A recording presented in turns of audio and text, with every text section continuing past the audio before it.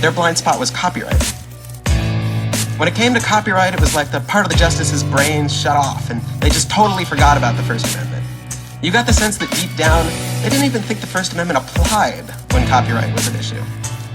Which means that if you did want to censor the internet, if you wanted to come up with some way that the government could shut down access to particular websites, this bill might be the only way to do it. If it was about pornography, it probably would get overturned by courts, just like the adult bookstore case. But if you claimed it was about copyright, it might just sneak through. And that was especially terrifying because, as you know, copyright is everywhere.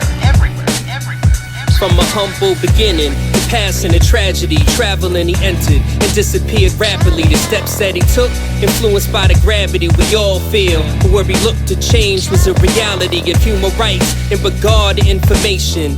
He wanted knowledge to soar free and integration of the world's population at large. Information accessed without a charge. Anyone can benefit, no one is barred. There's no paywall and no greed serving laws. In following his path in life, he stepped over lines of draconian laws and rights owners. Regrettably, he made a choice to leave. We chased him away from wanting to be. Now imagine what else he could have taught us. The ideas discovered, as far as beliefs, he was a brother. Continue on your journey.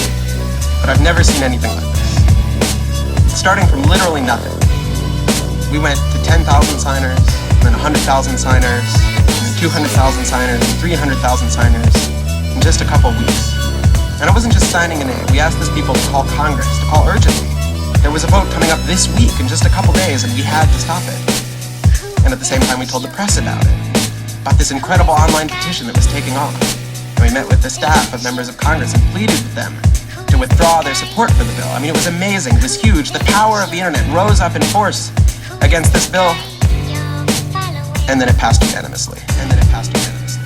A tragedy of the commons, borderline genius who dropped out of college but never stopped dreaming.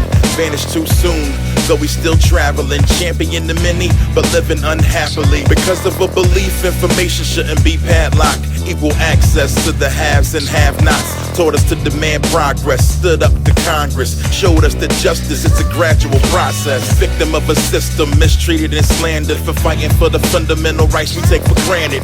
Why shouldn't knowledge be free of charge? Not absurd for a country that claims belief in charges piling up. He saw no other way, the ultimate price he would soon pay. Yet in 26 years, he learned what professors can't teach. Still traveling places that mortals can't reach. The traveler. I mean, this really was unprecedented.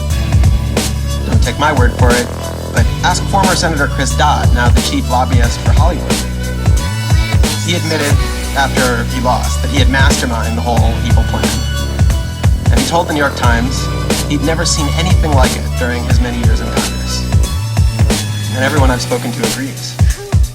The people rose up and they caused a sea change in Washington. Not the press, which refused to cover the story.